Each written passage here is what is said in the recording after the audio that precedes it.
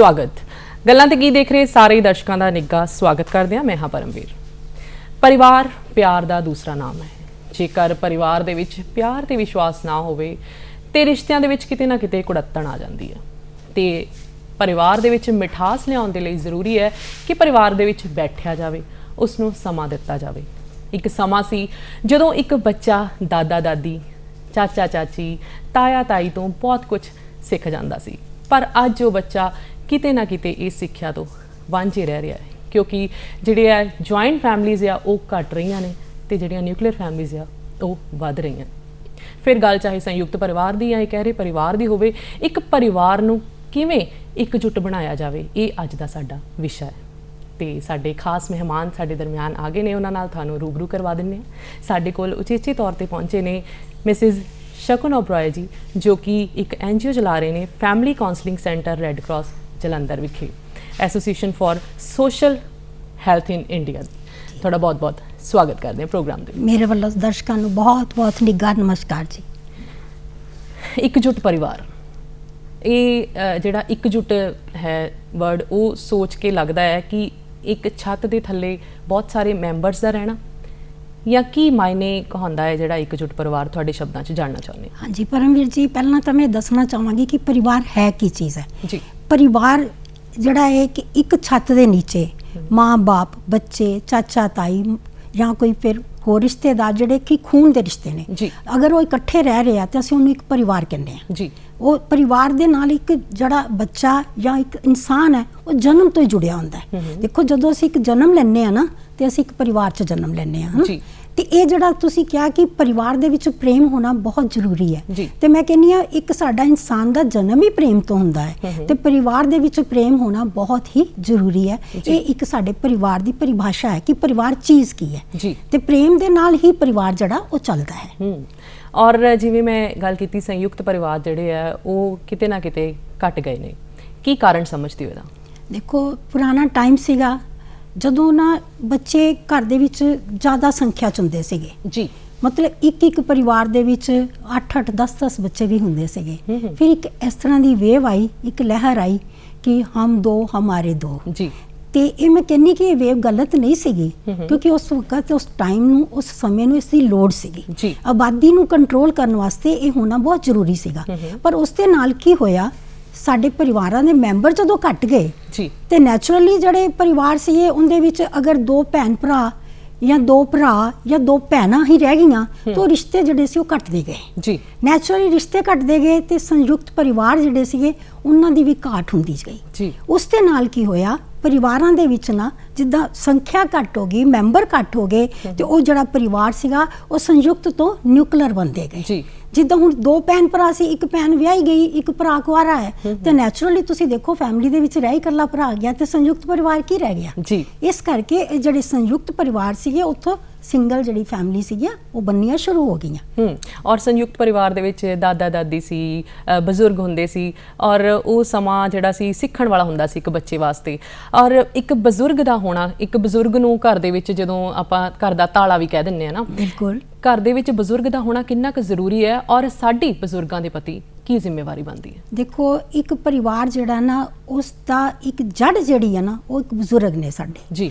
असी हर एक जड़ा फैमिली है, हर एक परिवार जड़ा वो बजुर्गों के नाल ही जुड़िया होया है जी। पर असी अज दी जड़ा साडी एक चल रहा है ना कि असी बजुर्गों नूं इग्नोर कर रहे हैं जी। है ना, क्यों? क्योंकि कई बार की हुंदा है कि असी सोचते हैं कि जो सेहत है ना जिहड़ी इंसान की वो एक बहुत बड़ा साथी है जी। जे बजुर्गों की सेहत जवाब दे जाती है तो शायद मैनूं लगता है रिश्तियां दे विच भी ना थोड़ियां जिहियां तरेड़ां आनियां शुरू हो जांदियां जी। उस दे नाल ही कई होर भी कारण है, सिर्फ यही नहीं है। एक न्यूक्लियर फैमिली होने करके, एक सिंगल फैमिली होने करके अजकल बच्चे की है ज़्यादातर तुसीं देखो वर्किंग हो गए हैं जी। पुराना टाइम दे विच जिहड़ियां लेडीज़ सीगियां जां घर दियां जिहड़ियां इस्त्रियां हुंदियां सीगियां जां साडियां भैणां ਮਾਵਾਂ ਹੁੰਦੀਆਂ ਸੀ ਉਹ ਇੱਕ ਘਰੇਲੂ ਘਰ ਦੇ ਕੰਮ ਕਰਦੀਆਂ ਸੀਗੀਆਂ। ਅੱਜ ਹਰ ਇੱਕ ਲੜਕੀ ਹਰ ਇੱਕ ਲੇਡੀ ਇੱਕ ਬਾਹਰ ਕੰਮ ਕਰਨਾ ਸ਼ੁਰੂ ਕਰ ਦਿੱਤਾ ਹੈ। ਉਹਦੇ ਨਾਲ ਕੀ ਹੋ ਗਿਆ ਹੈ ਕਿ ਘਰ ਦੇ ਵਿੱਚ ਬਜ਼ੁਰਗਾਂ ਦੀ ਸੇਵਾ ਕਰਨ ਵਾਲਾ ਹੀ ਨਹੀਂ ਕੋਈ ਰਹਿ ਗਿਆ। ਜਦ ਸੇਵਾ ਕਰਨ ਵਾਲਾ ਹੀ ਕੋਈ ਨਹੀਂ ਤਾਂ ਬਜ਼ੁਰਗ ਜਿਹੜੇ ਇਗਨੋਰ ਹੋਣਗੇ। ਔਰ ਇਸ ਦੇ ਨਾਲ ਹੋਰ ਵੀ ਕਈ ਕਾਰਨ ਹੈ ਜਿਹੜੇ ਆਪਾਂ ਅੱਗੇ ਚੱਲ ਕੇ ਡਿਸਕਸ ਵੀ ਕਰ ਸਕਾਂਗੇ। ਮੈਂ ਤੁਹਾਨੂੰ ਦੱਸ ਵੀ ਦਵਾਂਗੀ ਕਿ ਸੋਸ਼ਲ ਮੀਡੀਆ ਦਾ ਵੀ ਇਹਦੇ ਨਾਲ ਬਹੁਤ ਜ਼ਿਆਦਾ ਜੁੜਿਆ ਹੋਇਆ ਹੈ। ਜੀ ਉਹਦੇ ਬਾਰੇ ਵੀ ਗੱਲ ਕਰਾਂਗੇ। ਪਹਿਲਾਂ ਇੱਕ ਹੋਰ ਗੱਲ ਦੇਖਣ ਨੂੰ ਆਉਂਦੀ ਹੈ ਕਿ ਅੱਜ ਜਿਹੜਾ ਸਮਾਂ ਹੈ ਆਪਾਂ ਦੇਖਦੇ ਹਾਂ ਕਿ ਭਰਾ ਹੀ ਭਰਾ ਦਾ ਦੁਸ਼ਮਣ ਬਣੀ ਬੈਠਾ ਹੈ ਔਰ ਅੱਜ ਉਹ ਮਾਂ-ਬਾਪ ਨਾਲ ਵੀ ਉਹੋ ਜਿਹਾ ਰਿਸ਼ਤਾ ਨਹੀਂ ਬੱਚਿਆਂ ਦਾ ਜੋ ਪਹਿਲੇ ਸਮੇਂ ਦੇ ਵਿੱਚ ਸੀ। ਕੀ ਇਹਦਾ ਕਾਰਨ ਕੀ ਸਮਝਦੇ ਹੋ ਤੁਸੀਂ? ਦੇਖੋ ਉਸ ਕੋਈ ਟਾਈਮ ਸੀ ਨਾ ਜਦੋਂ ਥੋੜਾ ਲੋਕਾਂ ਨੂੰ ਨਾ ਆਪਣੇ ਫਰਜ਼ਾਂ ਬਾਰੇ ਜ਼ਿਆਦਾ ਪਤਾ ਸੀਗਾ। ਜਦੋਂ ਇੱਕ ਸਾਂਝਾ ਪਰਿਵਾਰ ਹੁੰਦਾ ਸੀ ਨਾ, ਭੈਣ ਭਰਾ ਇਕੱਠੇ ਰਹਿੰਦੇ ਸੀਗੇ, ਸੁੱਖ ਦੁੱਖ ਇਕੱਠਾ ਵੰਡਦੇ ਸੀਗੇ। ਜਿਹੜਾ ਇੱਕ ਪਰਿਵਾਰ ਦਾ ਸਾਰਾ ਬੋਝ ਜਿਹੜਾ ਹੁੰਦਾ ਸੀ ਨਾ ਇੱਕ ਬੰਦੇ ਦੇ ਸਿਰ ਤੇ ਨਹੀਂ ਸੀ ਹੁੰਦਾ, ਇੱਕ ਬੰਦੇ ਦੇ ਮੋਢਿਆਂ ਤੇ ਨਹੀਂ ਹੁੰਦਾ ਸੀਗਾ। ਉਹ ਜਿਹੜਾ ਬੋਝ ਸੀ ਨਾ ਉਹ ਭੈਣ ਭਰਾ ਆਪਸ ਵਿੱਚ ਵੰਡ ਲੈਂਦੇ ਸੀ। ਹੁਣ ਕੀ ਹੈ, ਜੇ ਦੋ ਭਰਾ ਹੀ ਆ ਮੰਨ ਲਓ, ਤੁਸੀਂ ਸੋਚ ਕੇ ਆਏ ਕਿ ਭਰਾਵਾਂ ਦੇ ਵਿੱਚ ਵਿਤਕਰਾ ਆਉਣ ਦਾ ਕਾਰਨ ਅੱਜ ਕੱਲ੍ਹ ਜਿਹੜੀ ਹੈ ਉਹ ਪ੍ਰਾਪਰਟੀ ਵੀ ਹੋ ਗਈ ਹੈ।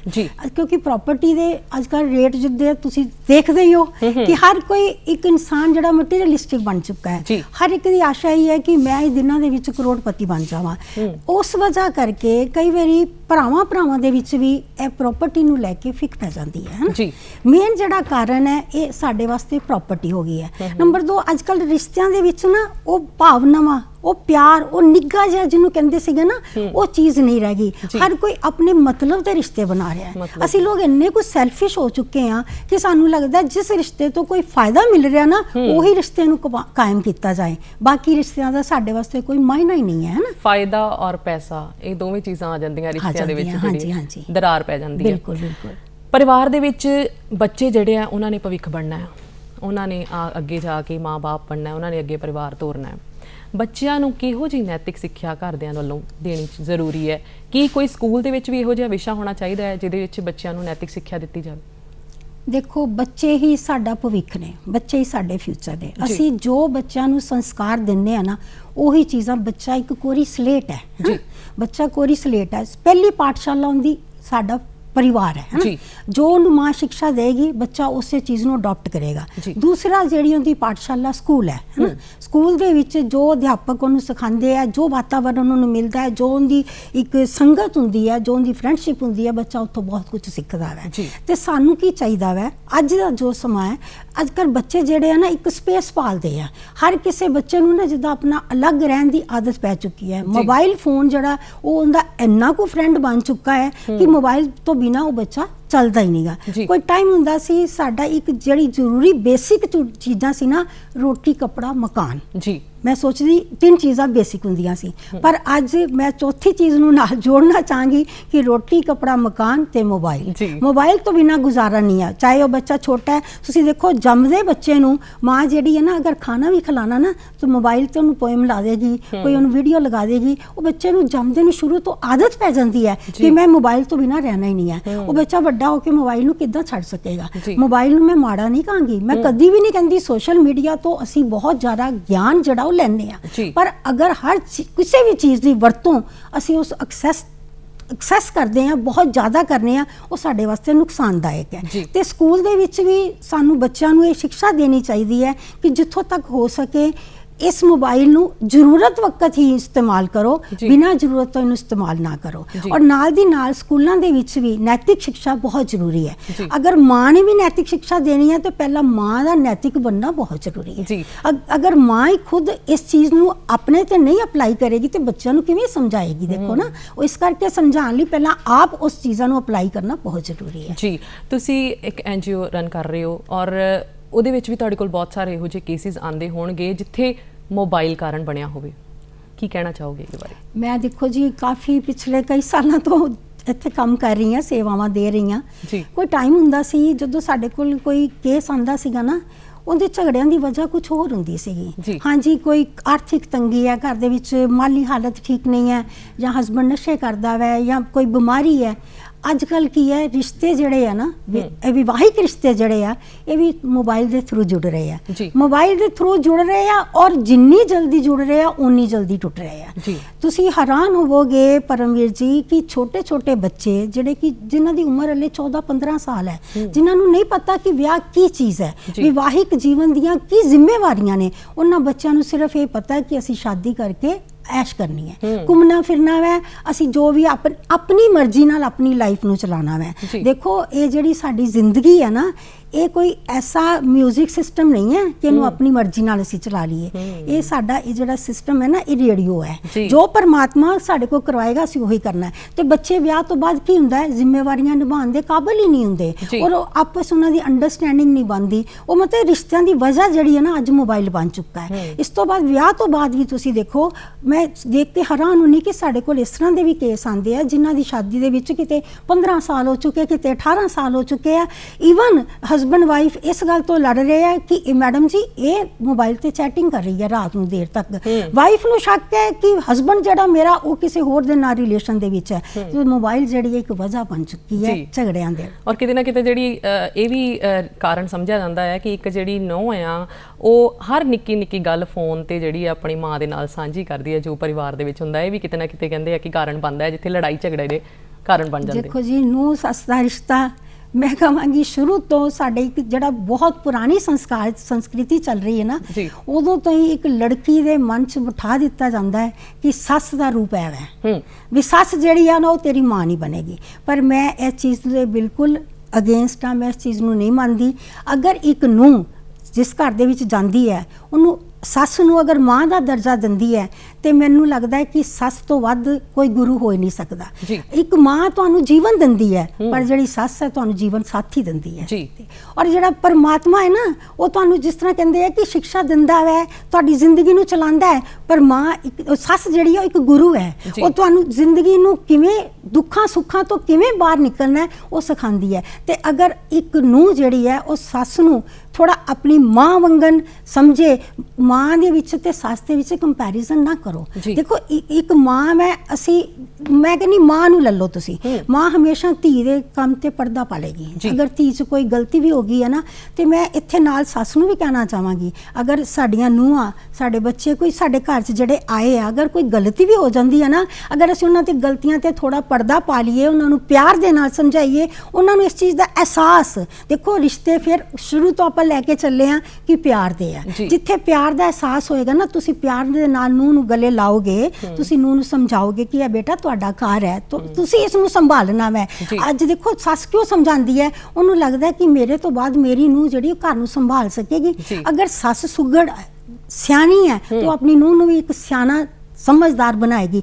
ਅਗਰ ਨੂੰਹ ਸੱਸ ਦੋਨੋਂ ਸਿਆਣੀਆਂ ਨੇ ਤੇ ਘਰ ਤਾਂ ਵੈਸੇ ਹੀ ਸਵਰਗ ਬਣ ਜਾਏਗਾ। ਜੀ, ਤੇ ਇੱਕ ਸੱਸ ਦੀ ਤੇ ਨੂੰਹ ਦੀ ਜ਼ਿੰਮੇਵਾਰੀ ਵੀ ਤੁਸੀਂ ਦੱਸੀ ਹੈ। ਔਰ ਜੇ ਆਪਾਂ ਗੱਲ ਕਰੀਏ ਘਰ ਦੇ ਵਿੱਚ ਪਤੀ ਪਤਨੀ ਦੀ, ਤੁਸੀਂ ਜਿੱਦਾਂ ਪਹਿਲਾਂ ਵੀ ਦੱਸਿਆ ਕਿ ਪਤੀ ਪਤਨੀ ਦੇ ਵਿੱਚ ਅਕਸਰ ਜਿਹੜੀ ਹੈ ਨੋਕ ਝੋਕ ਹੁੰਦੀ ਹੈ ਮੋਬਾਈਲ ਨੂੰ ਲੈ ਕੇ ਜਾਂ ਕਿਸੇ ਵੀ, ਔਰ ਜਿਹੜੀ ਗੱਲ ਖਤਮ ਹੁੰਦੀ ਹੈ ਨਾ ਉਹ ਸਹਿਣਸ਼ੀਲਤਾ ਤੇ, ਜਿਹੜੀ ਸਹਿਣਸ਼ੀਲਤਾ ਅੱਜ ਹਰ ਕਿਸੇ ਦੇ ਵਿੱਚ ਬਹੁਤ ਘਟ ਗਈ ਹੈ। ਕੀ ਕਾਰਨ ਸਮਝਦੇ ਹੋ ਜਿਹੜੀ ਸਹਿਣਸ਼ੀਲਤਾ ਘਟ ਗਈ ਹੈ ਔਰ ਰਿਸ਼ਤਿਆਂ ਦੇ ਵਿੱਚ ਦਰਾਰ ਆ ਰਹੀ ਹੈ? ਦੇਖੋ ਜੀ, ਜਿਹੜੇ ਵਿਅਕਤੀ ਦੇ ਵਿੱਚ ਸ਼ਕਤੀ ਹੈ ਨਾ, ਉਸ ਦੇ ਨਾਲ ਅਗਰ ਉਹਦੇ 'ਚ ਸਹਿਣ ਸ਼ਕਤੀ ਆ ਜਾਂਦੀ ਹੈ ਨਾ, ਤੇ ਉਹਦੇ ਵਰਗੀ ਰੀਸ ਹੀ ਕੋਈ ਨਹੀਂ ਹੈ। ਤੇ ਇਹ ਹਰ ਇੱਕ ਇਨਸਾਨ ਦੇ ਵਿੱਚ ਅੱਜ ਜਿਹੜੀ ਸਹਿਣ ਸ਼ਕਤੀ ਹੈ ਨਾ, ਉਹ ਬਹੁਤ ਜ਼ਿਆਦਾ ਘਟ ਰਹੀ ਹੈ। ਉਹ ਸਹਿਣ ਸ਼ਕਤੀ ਆਪਣੇ ਵਿੱਚ ਲਿਆਣਾ ਬਹੁਤ ਜ਼ਰੂਰੀ ਹੋ ਗਿਆ ਹੈ। ਇਹ ਜਿਹੜੇ ਰਿਸ਼ਤਿਆਂ ਦੇ ਵਿੱਚ ਤਰੇੜਾਂ ਆਉਂਦੀਆਂ ਨੇ, ਰਿਸ਼ਤਿਆਂ ਦੇ ਵਿੱਚ ਦਰਾੜਾਂ ਪੈਂਦੀਆਂ ਨੇ, ਉਹਦੀ ਵਜ੍ਹਾ ਸਿਰਫ ਇਹੀ ਹੈ ਕਿ ਸਾਡੇ ਵਿੱਚ ਨਾ ਸਹਿਣ ਸ਼ਕਤੀ ਬਹੁਤ ਘਟ ਰਹੀ ਹੈ। ਸਹਿਣ ਸ਼ਕਤੀ ਸਿਰਫ ਲੜਕੀਆਂ 'ਚ ਨਹੀਂ ਮੈਂ ਕਹਾਂਗੀ, ਲੜਕਿਆਂ 'ਚ ਵੀ, ਦੋਨੋਂ ਪਾਸੇ। ਦੇਖੋ ਜੀ, ਇਨਸਾਨ ਆ ਅਸੀਂ, ਇਨਸਾਨਾਂ ਦੇ ਵਿੱਚ ਦੋਨਾਂ ਦੇ ਵਿੱਚ ਹੋਣਾ ਬਹੁਤ ਜ਼ਰੂਰੀ ਹੈ। ਤਾਲਮੇਲ ਤਾਂ ਦੋ ਫੈਮਲੀਆਂ ਦੇ ਵਿੱਚ ਅਗਰ ਮਦਰ ਫਾਦਰ ਹੈ ਤੇ ਦੋਨਾਂ ਦੇ ਵਿੱਚ ਸਹਿਣ ਸ਼ਕਤੀ ਹੋਣੀ ਜ਼ਰੂਰੀ ਹੈ ਨਾ। ਤੇ ਉਸ ਦੇ ਨਾਲ ਹੀ ਅਸੀਂ ਸੋਚ ਕੇ ਚੱਲਦੇ ਹਾਂ ਕਿ ਅਸੀਂ ਅਗਰ ਅਸੀਂ ਖੁਦ ਸਹਿਣ ਸ਼ਕਤੀ ਰੱਖਾਂਗੇ ਤੇ ਬੱਚਿਆਂ ਨੂੰ ਵੀ ਅਸੀਂ ਉਹੀ ਸੰਸਕਾਰ ਦੇਵਾਂਗੇ। ਤੇ ਬੱਚਿਆਂ ਦੇ ਵਿੱਚ ਵੀ ਅਸੀਂ ਸੰਸਕਾਰ ਸ਼ਕਤੀ ਦੇ ਦੇਣੇ ਆ ਕਿ ਅਗਰ ਛੋਟੀ ਮੋਟੀ ਕੋਈ ਗੱਲ ਹੋ ਵੀ ਜਾਂਦੀ ਹੈ ਤੇ ਛੋਟਾ ਮੋਟਾ ਕੋਈ ਸੁੱਖ ਦੁੱਖ ਆ ਵੀ ਜਾਂਦਾ ਹੈ ਤੇ ਉਸ ਨੂੰ ਕਿੱਦਾਂ ਆਪਾਂ ਸਹਿਣ ਕਰਨਾ ਹੈ। ਜ਼ਿੰਦਗੀ ਜਿਹੜੀ ਹੈ ਕੋਈ ਫੁੱਲਾਂ ਦੀ ਸੇਜ ਨਹੀਂ ਹੈ, ਹੈ ਨਾ। ਜ਼ਿੰਦਗੀ ਦੇ ਵਿੱਚ ਉਤਾਰ ਚੜਾਵ ਹਮੇਸ਼ਾ ਆਉਂਦੇ ਰਹਿੰਦੇ ਆ। ਸਮਾਂ ਜਿਹੜਾ ਨਾ ਉਹ ਕਦੀ ਅੱਛਾ ਨਹੀਂ ਹੁੰਦਾ, ਸਮੇਂ ਨੂੰ ਚੰਗਾ ਬਣਾਉਣਾ ਪੈਂਦਾ ਹੈ। ਅਸੀਂ ਆਪਣੀ ਸੋਚ ਦੇ ਨਾਲ, ਆਪਣੇ ਵਿਹਾਰ ਦੇ ਨਾਲ, ਆਪਣੇ ਪ੍ਰੇਮ ਭਾਵ ਦੇ ਨਾਲ ਹੀ ਘਰ ਦੇ ਵਾਤਾਵਰਨ ਨੂੰ ਠੀਕ ਕਰਨਾ ਹੁੰਦਾ ਹੈ। ਉਸ ਦੇ ਵਾਸਤੇ ਐਫਰਟਸ ਕਰਨ ਦੀ, ਉਹਦੇ ਵਾਸਤੇ ਸਾਨੂੰ ਕੋਸ਼ਿਸ਼ ਕਰਨ ਦੀ ਲੋੜ ਹੁੰਦੀ ਹੈ। ਉਹ ਜ਼ਰੂਰੀ ਹੈ ਜਿਹੜਾ ਸਾਡੇ ਵਿੱਚ। ਜੀ, ਜਿਹੜੇ ਪਰਿਵਾਰ ਇਕਜੁੱਟ ਨਹੀਂ ਹੈ, ਇਹਨਾਂ ਪਰਿਵਾਰਾਂ ਵਿੱਚ ਇਕਜੁੱਟਤਾ ਨਹੀਂ ਹੈ, ਉਸ ਘਰ ਦਾ ਮਾਹੌਲ ਕਿਹੋ ਜਿਹਾ ਹੁੰਦਾ ਹੈ, ਉਸ ਘਰ ਦੇ ਬੱਚਿਆਂ ਤੇ ਕੀ ਅਸਰ ਪੈਂਦਾ ਹੈ? ਇਹ ਤਾਂ ਦੇਖੋ ਜੀ, ਕਹਿਣਾ ਬਹੁਤ ਮੁਸ਼ਕਿਲ ਹੈ। ਜੇ ਘਰ ਦੇ ਵਿੱਚ ਕਲੇਸ਼ ਹੈ, ਕਲੇਸ਼ ਵੈਸੇ ਕਿਸੇ ਨੂੰ ਪਸੰਦ ਨਹੀਂ ਹੈ ਜੀ। ਦੇਖੋ, ਆਪਾਂ ਪਰਿਵਾਰ 'ਚ ਰਹਿੰਦੇ ਹਾਂ, ਝਗੜਾ ਕਿਸੇ ਨੂੰ ਪਸੰਦ ਨਹੀਂ, ਪਰ ਫਿਰ ਵੀ ਸਾਡੇ ਘਰਾਂ 'ਚ ਝਗੜੇ ਹੋ ਰਹੇ ਆ, ਹੈ ਨਾ। ਝਗੜੇ ਹੋ ਰਹੇ ਆ, ਕਿਉਂ ਹੋ ਰਹੇ ਆ? ਕਿ ਅਸੀਂ ਸਾਡੀ ਇੱਕ ਦੂਸਰੇ ਨਾਲ ਸੋਚ ਨਹੀਂ ਮਿਲਦੀ। ਸੋਚ ਨੂੰ ਮਿਲਾਉਣਾ ਬਹੁਤ ਜ਼ਰੂਰੀ ਹੈ। ਹਮੇਸ਼ਾ ਪੋਜ਼ਿਟਿਵ ਸੋਚੋ, ਹਮੇਸ਼ਾ ਇੱਕ ਦੂਸਰੇ ਨੂੰ ਬਰਦਾਸ਼ਤ ਕਰਨ ਦਾ ਸੋਚੋ। ਜਦੋਂ ਤੱਕ ਅਸੀਂ ਆਪਣੀ ਈਗੋ ਨੂੰ ਖਤਮ ਨਹੀਂ ਕਰਦੇ, ਮੈਂ ਠੀਕ ਹਾਂ, ਬਹੁਤ ਅੱਛੀ ਗੱਲ ਹੈ, ਪਰ ਮੈਂ ਹੀ ਠੀਕ ਹਾਂ, ਇਹ ਗਲਤ ਗੱਲ ਹੈ। ਜੇਕਰ ਹਸਬੈਂਡ ਦੀ ਕੋਈ ਗਲਤੀ ਹੋ ਵੀ ਗਈ ਹੈ, ਵਾਈਫ ਕਵੇ ਕਿ ਮੈਂ ਹੀ ਠੀਕ ਹਾਂ, ਉੱਥੇ ਲੜਾਈ ਝਗੜਾ ਫਿਰ ਸ਼ੁਰੂ ਹੋ ਜਾਂਦਾ ਹੈ। ਜਿੱਥੇ ਹਸਬੈਂਡ ਕਹਿ ਦੇਗਾ ਇਹੀ ਚੀਜ਼, ਤਾਂ ਵੀ ਲੜਾਈ ਝਗੜਾ। ਅਸੀਂ ਇਹਨਾਂ ਚੀਜ਼ਾਂ ਨੂੰ ਮਤਲਬ ਆਪਸ 'ਚ ਤਾਲਮੇਲ ਦੇ ਨਾਲ ਚੱਲਣਾ ਹੈ। ਅਸੀਂ ਦੋਨਾਂ ਨੂੰ ਆਪਸ ਦੇ ਵਿੱਚ ਪਿਆਰ ਨਾਲ, ਅਗਰ ਕੋਈ ਇੱਕ ਹਸਬੈਂਡ ਦੀ ਜਾਂ ਵਾਈਫ ਦੀ ਜਾਂ ਮਾਂ ਦੀ ਜਾਂ ਸੱਸ ਦੀ ਕੋਈ ਗਲਤੀ ਵੀ ਹੈ, ਤੇ ਆਪਾਂ ਉਹਨਾਂ ਨੂੰ ਇੱਕ ਦੂਸਰੇ ਨੂੰ ਸਮਝਾਉਣ ਦੀ ਲੋੜ ਹੈ। ਸਮਝਾਉਣਾ ਜਿਹੜਾ ਪਿਆਰ ਇੱਕ ਇਸ ਤਰ੍ਹਾਂ ਦਾ ਸ਼ਸਤਰ ਹੈ ਨਾ, ਜਿਸ ਤਰ੍ਹਾਂ ਪਿਆਰ ਦੇ ਨਾਲ ਅਸੀਂ ਹਰ ਇੱਕ ਚੀਜ਼ ਨੂੰ ਜਿੱਤ ਸਕਦੇ ਹਾਂ। ਦੇਖੋ, ਮੈਂ ਕਹਿੰਦੀ ਹਾਂ ਕਿ ਪਰਮਾਤਮਾ ਦੀ ਬਣਤਰ ਦੇਖ ਲਓ, ਈਸ਼ਵਰ ਨੇ ਸਾਡੇ ਸਰੀਰ ਦੇ ਹਰ ਇੱਕ ਅੰਗ ਦੇ ਵਿੱਚ ਹੱਡੀ ਪਾਈ ਹੈ, ਪਰ ਇੱਕ ਜੀਭ ਹੈ ਨਾ ਜਿਹੜੀ ਸਾਡੀ, ਉਹ ਜੀਭਾਂ ਦੇ ਵਿੱਚ ਕੋਈ ਹੱਡੀ ਨਹੀਂ ਹੈ। ਉਹ ਕਿਉਂ ਹੈ? ਕਿ ਸਾਨੂੰ ਨਮਰਤਾ ਹੋਣੀ ਚਾਹੀਦੀ ਹੈ। ਇੱਕ ਕੋਈ ਵੀ ਗੱਲ ਝਗੜੇ ਵਾਲੀ ਵੀ ਹੋਵੇ, ਲੜਾਈ ਝਗੜਾ ਵੀ ਹੈ, ਅਗਰ ਅਸੀਂ ਪਿਆਰ ਦੇ ਨਾਲ ਬੈਠ ਕੇ ਉਹਨੂੰ ਸੁਲਝਾ ਲੈਂਦੇ ਹਾਂ, ਤੇ ਸ਼ਾਇਦ ਦੂਸਰਾ ਸੁਣਨ ਵਾਲਾ ਵੀ ਸੁਣਦਾ ਸਾਡੀ ਗੱਲ, ਔਰ ਕਹਿਣ ਵਾਲੇ ਨੂੰ ਵੀ ਪਤਾ ਲੱਗਦਾ ਮੈਂ ਕੀ ਕਹਿਣਾ ਹੈ। ਅਗਰ ਅਸੀਂ ਕ੍ਰੋਧ ਦੇ ਵਿੱਚ, ਗੁੱਸੇ ਦੇ ਵਿੱਚ ਆ ਕੇ ਕਿਸੇ ਨੂੰ ਸਮਝਾਉਣ ਦੀ ਗੱਲ ਕਰਦੇ ਹਾਂ, ਜਾਂ ਕਿਸੇ ਨਾਲ ਆਪਣੀ ਗੱਲ ਨੂੰ ਮਨਾਉਣ ਦੀ ਵੀ ਕੋਸ਼ਿਸ਼ ਕਰਦੇ ਹਾਂ, ਤਾਂ ਉੱਥੇ ਲੜਾਈ ਝਗੜਾ ਵੱਧਦਾ ਹੈ। ਅਗਰ ਅਸੀਂ ਆਪਣੀ ਗੱਲ ਵੀ ਮਨਾਉਣੀ ਹੈ, ਤਾਂ ਵੀ ਸਾਨੂੰ ਇਹ ਜਿਹੜੇ ਮਿੱਠੇ ਬੋਲ, ਪਿਆਰ ਜਿਹੜਾ ਉਹ ਬਹੁਤ ਜ਼ਰੂਰੀ ਹੈ। ਤੇ ਰਿਸ਼ਤਿਆਂ ਦੇ ਵਿੱਚ ਇੱਕ ਜੀ ਲਗਾ ਲੈਣਾ, ਮੈਂ ਕਹਿੰਦੀ ਇਹ ਵੀ ਬਹੁਤ ਜ਼ਰੂਰੀ ਹੈ। ਜਿੱਦਾਂ ਕਹਿੰਦੇ ਨਾ ਕਿ ਘੀ, ਰੋਟੀ ਦੇ ਉੱਪਰ ਘੀ ਲਗਾ ਲਓ ਤੇ ਉਹਦਾ ਸਵਾਦ ਵੱਧ ਜਾਂਦਾ ਹੈ, ਤੇ ਤੁਸੀਂ ਰਿਸ਼ਤਿਆਂ ਵਿੱਚ ਜੀ ਲਗਾ ਲਓ ਤੇ ਰਿਸ਼ਤਿਆਂ ਦੀ ਮਿਠਾਸ ਵੱਧ ਜਾਂਦੀ ਹੈ। ਬਹੁਤ ਅੱਛੀ ਉਦਾਹਰਨ ਦਿੱਤੀ ਤੁਸੀਂ। ਜਦੋਂ ਤੁਸੀਂ ਦੱਸਿਆ ਕਿ ਮਿਠਾਸ ਦੀ ਗੱਲ ਦੱਸੀ ਹੈ, ਕਈ ਵਾਰੀ ਨਾ ਵਹਿਮ ਹੁੰਦਾ ਆ ਇੱਕ ਪਤੀ ਨੂੰ ਕਿ ਜਿਹੜੀ ਉਹਦੀ ਜਿਹੜੀ ਘਰ ਧਰਮ ਪਤਨੀ ਹੈ, ਉਹ ਉਸਦੀ ਮਾਂ ਨੂੰ ਮਤਲਬ ਉਹਦੇ ਖਿਲਾਫ ਭੜਕਾ ਰਹੀ ਹੈ, ਜਾਂ ਫਿਰ ਨੂੰਹ ਨੂੰ ਵਹਿਮ ਹੁੰਦਾ ਹੈ ਕਿ ਹਾਂ ਕਿ ਮੇਰੇ ਖਿਲਾਫ ਜਿਹੜਾ ਪਤੀ ਹੈ ਉਹ ਮੇਰੀ ਸੱਸ ਨੂੰ ਭੜਕਾ ਰਿਹਾ। ਕੀ ਇਹ ਵਹਿਮ ਹੀ ਹੁੰਦਾ ਹੈ ਜਾਂ ਇਹਦੇ ਵਿੱਚ ਕੋਈ ਸੱਚਾਈ ਵੀ ਹੈ? ਇਹ ਦੇਖੋ, ਜਿਹੜਾ ਸ਼ੱਕ ਹੈ ਨਾ, ਇਹ ਇੱਕ ਐਸਾ ਕੀੜਾ ਹੈ ਨਾ ਜਿਹਨੂੰ ਕਹਿੰਦੇ ਆ, ਇਹ ਰਿਸ਼ਤਿਆਂ ਦੇ ਵਿੱਚ ਬਹੁਤ ਜ਼ਿਆਦਾ ਇੱਕ ਜੋਂਕ ਦਾ ਕੰਮ ਕਰਦਾ ਹੈ ਨਾ। ਹੌਲੀ ਹੌਲੀ ਘੁੰਨ ਵਾਂਗਣ ਰਿਸ਼ਤਿਆਂ ਨੂੰ ਖਾਂਦਾ ਹੈ। ਅਗਰ ਤੁਸੀਂ ਸ਼ੱਕ ਦੇ ਬਿਨਾਂ ਤੇ ਹਸਬੈਂਡ ਤੇ ਸ਼ੱਕ ਕਰਦੇ ਹੋ ਕਿ ਹਸਬੈਂਡ ਜਿਹੜਾ ਹੈ ਮੇਰਾ ਬਾਹਰ ਕਿਸੇ ਨਾਲ ਰਿਸ਼ਤਾ ਹੈ ਨਾ, ਉਸ ਚੀਜ਼ ਨੂੰ ਤੁਸੀਂ ਪਹਿਲੇ ਵੈਰੀਫਾਈ ਕਰੋ ਵਾਕਈ ਕਿ ਇਹ ਚੀਜ਼ ਸੱਚ ਵੀ ਹੈ ਕਿ ਕਈ ਵਾਰੀ ਸਾਡੀ ਅੱਖੀ ਦੇਖੀ ਗੱਲ ਵੀ ਗਲਤ ਹੋ ਜਾਂਦੀ ਹੈ। ਨੂੰਹਾਂ ਨੂੰ ਆਮ ਤੌਰ ਤੇ ਕੀ ਹੁੰਦਾ ਵੈ ਕਿ ਮਾਂ ਜਿਹੜੀ ਹੈ ਭੜਕਾਉਂਦੀ ਹੈ ਜੀ ਮੇਰੇ ਹਸਬੈਂਡ ਨੂੰ। ਮੈਂ ਕਹਿੰਦੀ ਹਾਂ ਇੱਕ ਜਿਹੜੀ ਸੱਸ ਹੈ, ਇੱਕ ਵਿਆਹ ਕੇ ਲੈ ਕੇ ਆਈ ਆ ਨੂੰਹ ਨੂੰ, ਉਹ ਤਨ ਮਨ ਧਨ ਤੋਂ ਇੱਕ ਨੂੰਹ ਨੂੰ ਐਕਸੈਪਟ ਕਰੇਗੀ। ਉਹ ਕਦੀ ਨਹੀਂ ਚਾਹੇਗੀ ਕਿ ਮੇਰਾ ਪੁੱਤਰ ਜਿਹੜਾ ਦੁਖੀ ਹੋਵੇ, ਹੈ ਨਾ। ਪਰ ਜਿਹੜੀ ਨੂੰਹ ਹੈ, ਜੇ ਅਗਰ ਉਹਨੂੰ ਸ਼ੱਕ ਹੈ ਨਾ, ਤੇ ਮੰਮੀ ਦੇ ਕੋਲ ਬੈਠੇ ਮੰਮੀ ਨੂੰ ਕਵੇ ਕਿ ਮੰਮਾ ਤੁਸੀਂ ਜਿਸ ਤਰ੍ਹਾਂ ਇਹਨਾਂ ਨੂੰ ਸਮਝਾ ਰਹੇ ਹੋ ਮੈਨੂੰ ਵੀ ਸਮਝਾ ਦਿਓ, ਹੈ ਨਾ। ਅਗਰ ਉਹਨੂੰ ਮਾਂ ਸਮਝ ਲਵੇ ਤਾਂ ਉਹਦਾ ਸ਼ੱਕ ਵੀ ਦੂਰ ਹੋ ਜਾਏਗਾ। ਤੇ ਮੈਨੂੰ ਲੱਗਦਾ ਸੱਸ ਵੀ ਜਿਹੜੀ ਹੈ ਨਾ, ਉਹ ਜ਼ਰੂਰ ਕਹੇਗੀ ਕਿ ਮੈਂ ਮਤਲਬ ਮੈਂ ਆਪਣੀ ਨੂੰਹ ਨੂੰ ਗਲੇ ਲਾਵਾਂ, ਮੈਂ ਇਹਦੇ ਨਾਲ ਵੀ ਪਿਆਰ ਨਾਲ ਗੱਲ ਕਰਾਂ। ਮਤਲਬ ਸ਼ੱਕ ਨੂੰ ਆਪਾਂ ਦੂਰ ਕਰਨ ਵਾਸਤੇ ਅੱਖਾਂ ਨੂੰ ਖੋਲ੍ਹਣਾ, ਦਿਮਾਗ ਨੂੰ ਖੋਲ੍ਹਣਾ ਬਹੁਤ ਜ਼ਰੂਰੀ ਹੈ। ਦੂਸਰਿਆਂ ਦੇ ਵਿੱਚ ਜਿਹੜਾ ਗਲਤੀ ਕੱਢਣ ਵਾਸਤੇ ਨਾ ਸਾਨੂੰ ਭੇਜਾ ਚਾਹੀਦਾ ਹੁੰਦਾ ਹੈ, ਪਰ ਆਪਣੀ ਗਲਤੀ ਮੰਨਣ ਵਾਸਤੇ ਸਾਨੂੰ ਕਲੇਜਾ ਚਾਹੀਦਾ ਹੁੰਦਾ ਹੈ। ਤੇ ਅਸੀਂ ਆਪਣੇ ਦਿਲ ਤੋਂ ਆਪਣੀ ਗਲਤੀਆਂ ਨੂੰ ਐਕਸੈਪਟ ਕਰ ਲਈਏ, ਅਸੀਂ ਆਪਣੇ ਦਿਲ ਤੋਂ ਕਿਸੇ ਨਾਲ ਪਿਆਰ ਬਣਾ ਲਈਏ, ਤੇ ਰਿਸ਼ਤਿਆਂ ਦੀ ਜਿਹੜੀ ਕੜਵਾਹਟ ਹੈ ਨਾ, ਉਹ ਕਾਫੀ ਹੱਦ ਤੱਕ ਖਤਮ ਹੋ ਸਕਦੀ ਹੈ। ਜੀ, ਵਹਿਮ ਦੀ ਗੱਲ ਕੀਤੀ ਹੈ। ਇੱਕ ਹੋਰ ਬੜਾ ਵਹਿਮ ਹੁੰਦਾ ਹੈ ਨੌਹਾਂ ਨੂੰ। ਇਹ ਸਾਰੀਆਂ ਜਿਹੜੀਆਂ ਨੌਹਾਂ ਦੇਖ ਰਹੀਆਂ ਪ੍ਰੋਗਰਾਮ, ਉਹ ਇਸ ਗੱਲ ਤੋਂ ਸਹਿਮਤ ਹੋਣਗੀਆਂ ਕਿ ਉਹਨਾਂ ਨੂੰ ਇਹ ਵਹਿਮ ਹੁੰਦਾ ਹੈ ਕਿ ਜਿਹੜੀ ਮੇਰੀ ਸੱਸ ਆ, ਉਹ ਆਪਣੀ ਧੀ ਨੂੰ ਮੇਰੇ ਤੋਂ ਵੱਧ ਪਿਆਰ ਕਰਦੀ ਹੈ। ਇਸ ਵਹਿਮ ਬਾਰੇ ਕੀ ਕਹਿਣਾ ਚਾਹੋਗੇ? ਮੈਂ ਇੱਥੇ ਕਹਾਂਗੀ ਕਿ ਜਿਹੜੀ ਲੜਕੀ ਹੈ ਨਾ, ਜਦੋਂ ਆਪਣੇ ਮਾਂ ਦੇ ਘਰੋਂ ਆਉਂਦੀ ਹੈ ਨਾ, ਉਹਨੂੰ ਲੱਗਦਾ ਕਿ ਜੋ ਮੇਰੀ ਮਾਂ ਸੀ ਨਾ, ਉਹ ਮੇਰੇ ਵਾਸਤੇ ਸੱਸ ਨਹੀਂ ਹੈਗੀ। ਪਹਿਲੀ ਗੱਲ ਤਾਂ ਇਹ ਹੈ। ਕਦੀ ਉਹਨੇ ਸੋਚਿਆ ਕਿ ਜਿਹੜੀ ਉੱਧਰ ਉਹਦੀ ਭਾਬੀ ਹੈ, ਉਹ ਕਿਸ ਤਰ੍ਹਾਂ ਚੱਲ ਰਹੀ ਹੈ ਮੇਰੀ ਮੰਮੀ ਦੇ ਨਾਲ? ਮਤਲਬ ਉਹ ਵੀ ਕਿਸੇ ਦੀ ਧੀ ਹੈ ਨਾ, ਹੈ ਨਾ। ਤੇ ਇਹ ਜਿਸ ਤਰ੍ਹਾਂ ਉਹਨੂੰ ਲੱਗਦਾ ਹੈ, ਸਿਰਫ ਉਹਦਾ ਵਹਿਮ ਹੀ ਹੁੰਦਾ ਵੈ ਕਿ ਅਸਲੀ ਧੀ ਤਾਂ ਨੂੰਹ ਹੈ, ਜਿਹੜੀ ਧੀ ਸੀਗੀ ਉਹ ਤਾਂ ਵਿਆਹ ਕੇ ਅਗਲੇ ਘਰ ਚਲੀ ਗਈ ਹੈ, ਜਿਹੜਾ ਘਰ ਸੰਭਾਲਣਾ ਹੈ ਉਹ ਉਹਦੇ ਹੱਥ ਹੈ, ਜਿਹੜਾ ਪਰਿਵਾਰ ਨੂੰ ਚਲਾਉਣਾ ਹੈ, ਵੰਸ਼ ਨੂੰ ਚਲਾਉਣਾ ਹੈ, ਉਹ ਨੂੰਹ ਦੇ ਹੱਥ ਤੇ ਹੈ। ਤੇ ਨੂੰਹ ਨੂੰ ਕਦੀ ਵੀ ਵਹਿਮ ਨਹੀਂ ਕਰਨਾ ਚਾਹੀਦਾ। ਮੈਂ ਸੋਚਦੀ ਹਾਂ ਨੂੰਹਾਂ ਨੂੰ ਵੀ ਨਾ ਸੱਸ ਦੇ ਹਰ ਚੀਜ਼ ਦੇ ਵਿੱਚ ਇੱਕ ਵਿਸ਼ਵਾਸ, ਰਿਸ਼ਤੇ ਜਿਹੜੇ ਆ ਵਿਸ਼ਵਾਸ ਤੇ ਜੁੜੇ ਹੋਏ ਆ। ਜਿਹੜਾ ਜੇਕਰ ਸਾਨੂੰ ਵਿਸ਼ਵਾਸ ਨਹੀਂ ਨਾ, ਇੱਕ ਜਿੱਦਾਂ ਬਿਲਡਿੰਗ ਹੈ, ਇੱਕ ਇਮਾਰਤ ਹੈ, ਉਹ ਰੇਤ ਦੇ ਉੱਪਰ ਖੜੀ ਨਹੀਂ ਹੋ ਸਕਦੀ। ਤੇ ਜਿਹੜਾ ਸ਼ੱਕ ਹੈ ਨਾ, ਸ਼ੱਕ ਦੇ ਬਿਨਾਂ ਤੇ ਸਾਡਾ ਜਿਹੜਾ ਪਰਿਵਾਰ ਹੈ ਉਹ ਕਦੀ ਖੜਾ ਨਹੀਂ ਹੋ ਸਕਦਾ, ਕਦੀ ਚੱਲ ਨਹੀਂ ਸਕਦਾ। ਤੇ ਸੱਸ ਦੇ ਵਿੱਚ ਤੇ ਮਾਂ ਦੇ ਵਿੱਚ ਕੰਪੈਰੀਜ਼ਨ ਨਾ ਕਰੋ ਕਦੀ ਵੀ। ਜੇ ਮਾਂ ਤੁਹਾਡੀਆਂ ਇੱਕ ਜਿਸ ਤਰ੍ਹਾਂ ਵੀ ਹੈ ਨਾ ਪਰਦੇ ਪਾਉਂਦੀ ਹੈ, ਤੇ ਸੱਸ ਵੀ ਤੁਹਾਨੂੰ ਗਲੇ ਲਗਾਉਂਦੀ ਹੈ, ਤੇ ਸੱਸ ਨੂੰ ਦਿਲ ਤੋਂ ਐਕਸੈਪਟ ਕਰ ਲਓ। ਮਾਂ ਦੇ ਤੇ ਵਿੱਚ ਤੇ ਸੱਸ ਦੇ ਵਿੱਚ ਕਦੀ ਵੀ ਤੁਲਨਾ ਨਾ ਕਰੋ ਕਿ ਮੇਰੀ ਮਾਂ ਮੇਰੇ ਨਾਲ ਇੰਨਾ ਪਿਆਰ ਕਰਦੀ ਸੀ, ਮੇਰੀ ਮਾਂ ਨੇ ਤਾਂ ਤੁਹਾਨੂੰ ਜ਼ਿੰਦਗੀ ਦੇ ਕੇ ਅਗਲੇ ਘਰ ਤੋੜ ਦਿੱਤਾ, ਅਗਲਾ ਘਰ ਹੀ ਤੁਹਾਡਾ ਆਪਣਾ ਘਰ ਹੈ ਜੀ। ਰਿਸ਼ਤਿਆਂ ਦੇ ਵਿੱਚ ਤਿੜਕ ਜਿਹੜੀ ਆਪਾਂ ਗੱਲ ਕਰ ਰਹੇ ਹਾਂ ਕਿ ਤਿੜਕ ਦੇ ਰਿਸ਼ਤਿਆਂ ਦੇ ਜਿਹੜੇ ਕਾਰਨ ਤੁਸੀਂ ਬਹੁਤ ਸਾਰੇ ਦੱਸਿਆ, ਹੋਰ ਵੀ ਬਹੁਤ ਸਾਰੇ ਹੋਣਗੇ, ਪਰ ਜਿਹੜੇ ਰਿਸ਼ਤੇ ਕਈਆਂ ਦੇ ਤਿੜਕ ਚੁੱਕੇ ਆ, ਕੋਈ ਭਰਾ ਨੂੰ ਨਹੀਂ ਬੁਲਾ ਰਿਹਾ, ਜਾਂ ਫਿਰ ਕੋਈ ਚਾਚੇ ਤਾਇਆਂ ਦੇ ਵਿੱਚ ਇਸ ਤਰ੍ਹਾਂ ਦਾ ਜਿਹੜਾ ਮਿਲ ਮਿਟਾਵ ਨਹੀਂ ਹੋ ਰਿਹਾ, ਉਹ ਜਿਹੜੇ ਰਿਸ਼ਤੇ ਟੁੱਟੇ ਆ ਉਹਨਾਂ ਨੂੰ ਕਿਸ ਤਰ੍ਹਾਂ ਜੋੜਿਆ ਜਾ ਸਕੇ, ਇਹਦੇ ਕੋਈ ਨੁਕਤੇ ਹੈ ਤੁਹਾਡੇ ਕੋਲ? ਦੇਖੋ ਜੀ, ਨੁਕਤੇ ਤਾਂ ਇਸ ਤਰ੍ਹਾਂ ਟਿਪਸ ਹੀ ਹੁੰਦੇ ਆ ਕਿ ਅਸੀਂ ਰਿਸ਼ਤਿਆਂ ਨੂੰ ਕਿੱਦਾਂ ਕਾਇਮ ਰੱਖਣਾ ਹੈ ਜੀ। ਰਿਸ਼ਤੇ ਟੁੱਟਣ ਦੇ ਕਾਰਨ ਵੀ ਬਹੁਤ ਹੈ ਤੇ ਰਿਸ਼ਤੇ ਜੋੜਨ ਦੇ ਟਿਪਸ ਵੀ ਬੜੇ ਆ। ਅਗਰ ਤੁਸੀਂ ਹਰ ਇੱਕ ਰਿਸ਼ਤੇ ਦੇ ਵਿੱਚ ਸਭ ਤੋਂ ਪਹਿਲਾਂ ਵਿਸ਼ਵਾਸ, ਰਿਸ਼ਤਿਆਂ ਦੇ ਵਿੱਚ ਵਿਸ਼ਵਾਸ ਬਣਾਉਣਾ ਬਹੁਤ ਜ਼ਰੂਰੀ ਹੈ। ਦੂਸਰੀ ਗੱਲ, ਸ਼ੱਕ ਨੂੰ ਕੱਢ ਦਿਓ। ਤੀਸਰੀ ਗੱਲ ਇਹ ਹੈ ਕਿ ਆਪਾਂ ਆਪਣੇ ਰਿਸ਼ਤਿਆਂ ਨੂੰ ਜਿਹੜਾ ਉਹ ਆਪਣੇ ਸੈਲਫਿਸ਼ ਮੋਟਿਵ ਵਾਸਤੇ ਨਾ ਸੋਚੀਏ, ਆਪਣੇ ਮਟੀਰੀਅਲਿਸਟਿਕ ਚੀਜ਼ਾਂ ਦੇ ਨਾਲ ਨਾ ਜੋੜੀਏ ਕਿ ਜਿਸ ਰਿਸ਼ਤੇ ਤੋਂ ਸਾਨੂੰ ਫਾਇਦਾ ਹੋਈ ਹੈ। ਰਿਸ਼ਤੇ ਅੱਜ ਕੱਲ੍ਹ ਕੀ ਹੈ, ਦੇਖੋ ਅਸੀਂ ਰਿਸ਼ਤਿਆਂ ਨੂੰ ਨਾ ਅੱਗੇ ਹੁੰਦਾ ਸੀ ਇਹ ਮੇਰੀ ਮਾਸੀ ਹੈ, ਇਹ ਮੇਰੀ ਭੂਆ ਹੈ, ਇਹ ਮੇਰੀ ਮਾਮੀ ਹੈ। ਹੁਣ ਅੱਜ ਕੱਲ੍ਹ ਕੀ ਹੈ, ਇਹ ਮੇਰੇ ਅੰਕਲ ਹੈ, ਆਂਟੀ ਹੈ।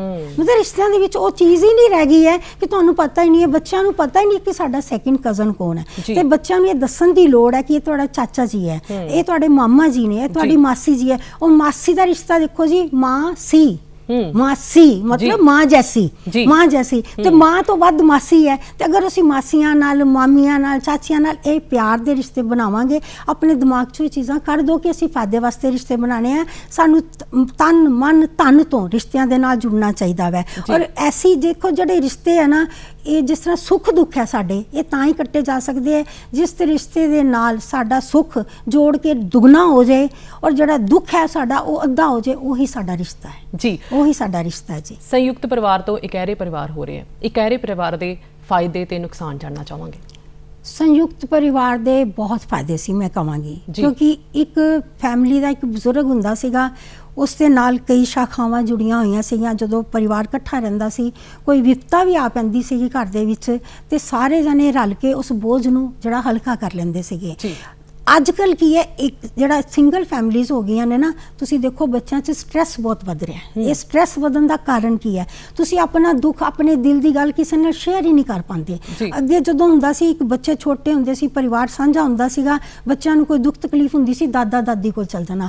ਅਸੀਂ ਹੱਸ ਖੇਲ ਕੇ, ਜੇ ਕੋਈ ਘਰ ਦੇ ਵਿੱਚ ਮਾਲੀ ਹਾਲਤ ਵੀ ਖਰਾਬ ਹੋ ਗਈ ਹੈ, ਕਿਸੇ ਦਾ ਪੈਸੇ ਦਾ ਨੁਕਸਾਨ ਹੋ ਗਿਆ, ਤੇ ਦੂਜਾ ਭਰਾ ਉਹਨੂੰ ਸਪੋਰਟ ਕਰ ਦਿੰਦਾ ਸੀਗਾ ਕਿ ਮੈਂ ਤੇਰੇ ਨਾਲ ਵਾਂ। ਜਦੋਂ ਅਸੀਂ ਕਿਸੇ ਨੂੰ ਇੰਨਾ ਹੀ ਕਹਿ ਦਈਏ ਨਾ ਕਿ ਮੈਂ ਤੇਰੇ ਨਾਲ ਆ, ਉਹਦਾ ਅੱਧਾ ਦੁੱਖ ਤਾਂ ਵੈਸੇ ਹੀ ਘਟ ਜਾਂਦਾ ਹੈ। ਉਹਨੂੰ ਲੱਗਦਾ ਕਿ ਮੇਰੇ ਨਾਲ ਸਾਰੇ ਖੜੇ ਆ ਤੇ ਮੇਰਾ ਜਿਹੜਾ ਦੁੱਖ ਹੈ ਉਹ ਹਲਕਾ ਹੋ ਜਾਏਗਾ, ਹੈ ਨਾ।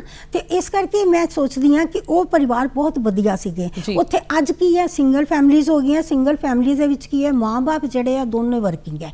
ਅਗਰ ਮਾਂ ਵੀ ਚਲੀ ਗਈ ਹੈ ਕੰਮ ਤੇ, ਬਾਪ ਵੀ ਚਲਾ ਗਿਆ ਕੰਮ ਤੇ, ਬੱਚੇ ਘਰ ਕਿਸੇ ਕੋਲ ਆਇਆ ਕੋਲ, ਕੇਅਰ ਟੇਕਰ ਕੋਲ ਰੱਖ ਦਿੱਤੇ ਹੈ। ਤੇ ਜੋ ਸੰਸਕਾਰ ਇੱਕ ਮਾਂ ਨੇ ਦੇਣੇ ਸੀਗੇ, ਕੀ ਤੁਸੀਂ ਸੋਚਦੇ ਹੋ ਆਇਆ ਦੇ ਸਕਦੀ ਹੈ? ਨਹੀਂ ਦੇ ਸਕਦੀ। ਦੂਸਰੀ ਗੱਲ ਇਹ ਹੈ ਕਿ ਅੱਜ ਕੱਲ੍ਹ ਬੱਚੇ ਸਿਰਫ ਇੱਕ ਮੋਬਾਈਲ ਦੇ ਨਾਲ ਅਟੈਚ ਰਹਿ ਗਏ। ਫਿਰ ਉਹਨਾਂ ਨੂੰ ਨਹੀਂ ਪਤਾ ਕਿ ਸਾਡਾ ਪਿਛਲਾ ਕਲਚਰ ਕੀ ਸੀਗਾ। ਦਾਦਾ ਦਾਦੀ ਜਿਹੜੇ ਸੀਗੇ ਉਹ ਆਪਣੇ ਐਕਸਪੀਰੀਅੰਸ ਤੋਂ, ਆਪਣੇ ਤਜਰਬਿਆਂ ਤੋਂ ਕਈ ਕਹਾਣੀਆਂ ਸਾਨੂੰ ਦੱਸਦੇ ਸੀ। ਅੱਜ ਵੀ ਲੋੜ ਹੈ ਸਾਨੂੰ ਆਪਣੇ ਦਾਦਾ ਦਾਦੀ ਦੇ ਨਾਲ ਜੁੜਨ ਤੇ, ਅੱਜ ਵੀ ਲੋੜ ਹੈ ਸਾਨੂੰ ਉਹਨਾਂ ਬਜ਼ੁਰਗਾਂ ਦੇ ਨਾਲ ਜੁੜਨ ਵਾਸਤੇ। ਅਸੀਂ ਉਹਨਾਂ, ਵੈਸੇ ਸਿੰਗਲ ਫੈਮਿਲੀ ਸਾਡੀ ਇੱਕ ਜ਼ਰੂਰਤ ਬਣ ਚੁੱਕੀ ਹੈ, ਪਰ ਜੁਆਇੰਟ ਫੈਮਲੀਆਂ ਦੇ ਸਾਨੂੰ ਫਾਇਦੇ ਵੀ ਬਹੁਤ ਸੀਗੇ, ਪਰ ਸਿੰਗਲ ਫੈਮਿਲੀ ਦੇ ਆਪਣਾ ਆਪਣਾ ਮੈਂ ਤਾਂ ਇਹੀ ਕਹਾਂਗੀ ਕਿ ਅੱਜ ਕੱਲ੍ਹ ਸਿੰਗਲ ਫੈਮਿਲੀ ਦੇ ਵਿੱਚ ਵੀ ਲੋਕੀ ਉਸ ਚੀਜ਼ ਨੂੰ ਰਹਿਣ ਸਹਿਣ ਦੀ ਆਦਤ ਬਣਾ ਚੁੱਕੇ ਆ। ਇੱਕ ਸਾਡਾ ਰਹਿਣ ਸਹਿਣ ਦਾ ਢੰਗ ਬਣ ਚੁੱਕਾ ਹੈ ਜੀ। ਕਹਿੰਦੇ ਕਿ ਰਿਸ਼ਤੇ ਨਿਭਾਉਣਾ ਇੱਕ ਕਲਾ ਹੈ, ਤੇ ਜਿਵੇਂ ਸਾਡਾ ਅੱਜ ਦਾ ਵਿਸ਼ਾ ਹੀ ਹੈ ਕਿ ਪਰਿਵਾਰ ਨੂੰ ਇਕਜੁੱਟ ਕਿਵੇਂ ਬਣਾਇਆ ਜਾਵੇ, ਕਿਹੜੇ ਟਿਪਸ ਦੇਣਾ ਚਾਹੋਗੇ ਵੀ ਕਿਸ ਤਰ੍ਹਾਂ ਜਿਹੜਾ ਹੈ ਪਰਿਵਾਰ ਇਕਜੁੱਟ ਰਵੇ? ਮੈਂ ਕਹਾਂਗੀ ਕਿ ਜਿਸ ਤਰ੍ਹਾਂ ਕਹਿੰਦੇ ਨਾ, ਜਿੱਥੇ ਆਵੇ ਸੂਰਜ ਦੀ ਕਿਰਨ ਤੇ ਉੱਥੇ ਹੀ ਪ੍ਰਕਾਸ਼ ਹੁੰਦਾ ਹੈ ਜੀ। ਤੇ ਜਿੱਥੇ ਹੋਵੇ ਭਾਸ਼ਾ ਪਿਆਰ ਦੀ, ਉਹੀ ਪਰਿਵਾਰ ਹੁੰਦਾ ਹੈ ਨਾ। ਤੇ ਪਿਆਰ ਦੇ ਨਾਲ ਹੀ ਪਰਿਵਾਰ ਨੂੰ ਅਸੀਂ ਜੋੜ ਸਕਦੇ ਹਾਂ, ਨੰਬਰ 1। ਜੀ। ਨੰਬਰ 2 ਅਸੀਂ ਆਪਣੀ ਈਗੋ ਨੂੰ ਛੱਡੀਏ। ਮੈਂ ਜਿਹੜਾ ਨਾ, ਇਹ ਘਰ ਦੇ ਵਿੱਚ ਨਹੀਂ ਚੱਲਦਾ, ਹਮ ਬਣ ਕੇ ਚਲੋ। ਅਗਰ ਸੁੱਖ ਦੁੱਖ ਆ ਵੀ ਗਿਆ ਘਰ ਦੇ ਵਿੱਚ, ਜਿਸ ਤਰ੍ਹਾਂ ਹੁਣ ਪਿੱਛੇ ਮੈਂ ਕਹਿਣਾ ਚਾਹਾਂਗੀ ਕਿ 1.5 ਸਾਲ ਤੋਂ ਆਪਾਂ ਬੜੇ ਜ਼ਿਆਦਾ ਇੱਕ ਬਿਮਾਰੀ ਦਾ ਸਾਹਮਣਾ ਕਰ ਰਹੇ ਹਾਂ, ਕੋਵਿਡ-19 ਕਰਕੇ ਬਹੁਤ ਜ਼ਿਆਦਾ ਲੋਕਾਂ ਨੂੰ ਆਰਥਿਕ ਤੰਗੀ ਵੀ ਆ ਚੁੱਕੀ ਹੈ, ਕਾਰੋਬਾਰ ਵੀ ਬੰਦ ਹੋ ਚੁੱਕੇ ਹੈ, ਕਈ ਲੋਕਾਂ ਦੇ ਬਿਜ਼ਨਸ ਵੀ ਜਾ ਚੁੱਕੇ ਹੈ। ਪਰ ਪਰਮਾਤਮਾ ਦਾ ਸ਼ੁਕਰ ਕਰਕੇ ਅਸੀਂ ਉਹਦੇ ਕੋਲੋਂ ਹਿੰਮਤ ਮੰਗੀਏ, ਹੈ ਨਾ। ਹਿੰਮਤ ਜਿਹੜੀ ਹੈ ਉਹ ਸਾਡੇ ਵਾਸਤੇ ਬਹੁਤ ਜ਼ਰੂਰੀ ਹੈ, ਤੇ ਹਿੰਮਤ ਅਸੀਂ ਪਰਮਾਤਮਾ ਕੋਲੋਂ ਮੰਗਣੀ ਹੈ। ਅਸੀਂ ਵਿਟਾਮਿਨਸ ਲੈਂਦੇ ਆ A B C, ਤੇ ਇਹ ਹਿੰਮਤ H ਵਿਟਾਮਿਨ ਜਿਹੜਾ ਸਾਨੂੰ ਇਹ ਪਰਮਾਤਮਾ ਕੋਲੋਂ ਮਿਲਣਾ ਹੈ, ਉਸ ਈਸ਼ਵਰ ਦਾ ਜਿਸ ਤਰ੍ਹਾਂ ਵੀ ਜੋ ਦੇ ਰਿਹਾ ਹੈ। ਮੈਂ ਕਹਿੰਦੀ ਥੋੜੇ 'ਚ ਵੀ ਗੁਜ਼ਾਰਾ ਕਰੋ, ਪਰ ਘਰ ਵਿੱਚ ਸੁੱਖ ਸ਼ਾਂਤੀ ਜ਼ਰੂਰ ਰੱਖੋ। ਲੜਾਈਆਂ ਝਗੜੇ ਜਿਹੜੇ ਆ ਉਹ ਨਹੀਂ ਹੋਣੇ ਚਾਹੀਦੇ। ਉਹਦੇ ਵਾਸਤੇ ਮਿਹਨਤ ਜੀ। ਮਾਵਾਂ ਨੂੰ ਹੀ ਜ਼ਰੂਰਤ ਹੈ ਕਿ ਬੱਚਿਆਂ ਨੂੰ ਅਸੀਂ ਇੱਦਾਂ ਦੇ ਸੰਸਕਾਰ ਦਈਏ, ਇੱਦਾਂ ਦੀ ਹਿੰਮਤ ਦਈਏ ਕਿ ਬੱਚਾ ਸਾਡਾ ਸਿਰਫ ਇਹ ਨਹੀਂ ਹੈ ਕਿ ਜੋ ਅਸੀਂ ਕਮਾਇਆ ਉਹਦੇ ਤੇ ਐਸ਼ ਕਰੇ। ਬੱਚੇ ਨੂੰ ਕਮਾਉਣ ਦਾ ਤਰੀਕਾ ਸਿਖਾਓ, ਬੱਚੇ ਨੂੰ ਹਿੰਮਤ ਕਰਨ ਦੀਆਂ ਸਿੱਖਿਆ ਦਿਓ, ਬੱਚੇ ਨੂੰ ਨੈਤਿਕ ਸਿੱਖਿਆਵਾਂ ਦਿਓ, ਬੱਚਿਆਂ ਨੂੰ ਆਪਣੇ ਨਾਲ ਜੋੜ ਕੇ ਰੱਖੋ, ਤਾਂ ਕਿ ਬੱਚਿਆਂ ਨੂੰ ਇਹ ਨਾ ਲੱਗੇ ਕਿ ਜਿਸ ਤਰ੍ਹਾਂ ਇੱਕ ਵਾਈਬ੍ਰੇਸ਼ਨ ਜੁੜੀਆਂ ਹੁੰਦੀਆਂ ਨਾ ਬੱਚਿਆਂ ਦੇ ਨਾਲ। ਸਾਡੀ ਮਾਂ ਜੋ ਸਾਨੂੰ ਸੰਭਾਲ ਸਕਦੀ ਹੈ, ਅਸੀਂ ਅਗਰ ਮਾਂ ਨੂੰ ਇੱਕ ਗੁਰੂ ਦਾ ਦਰਜਾ ਦਿੰਦੇ ਹਾਂ ਤਾਂ ਮਾਂ ਦੀ ਆਗਿਆ ਦਾ ਪਾਲਣ ਵੀ ਕਰੀਏ, ਮਾਵਾਂ ਨੂੰ ਇੱਕ ਪ੍ਰਭੂ ਦੇ ਸਮਾਨ ਸਮਝੀਏ। ਮੈਂ ਇਹੀ ਕਹਾਂਗੀ ਕਿ ਸਾਨੂੰ ਆਪਣੀ ਈਗੋ ਛੱਡ ਕੇ, ਆਪਣਾ ਹੰਕਾਰ ਛੱਡ ਕੇ ਘਰਾਂ ਦੇ ਵਿੱਚ ਸੁੱਖ ਸ਼ਾਂਤੀ ਲਿਆਉਣੀ ਚਾਹੀਦੀ ਹੈ। ਜੀ ਮੈਡਮ, ਤੁਸੀਂ ਸਾਨੂੰ ਇੰਨੀ ਵਧੀਆ ਜਾਣਕਾਰੀ ਦਿੱਤੀ, ਇੰਨੀਆਂ ਸੋਹਣੀਆਂ ਗੱਲਾਂ ਕੀਤੀਆਂ। ਤੁਹਾਡਾ ਸਟੂਡੀਓ ਵਿੱਚ ਆਉਣ ਲਈ ਬਹੁਤ ਬਹੁਤ ਧੰਨਵਾਦ। ਧੰਨਵਾਦ ਜੀ। ਦਰਸ਼ਕੋ, ਤੁਹਾਡਾ ਵੀ ਬਹੁਤ ਬਹੁਤ ਸ਼ੁਕਰੀਆ।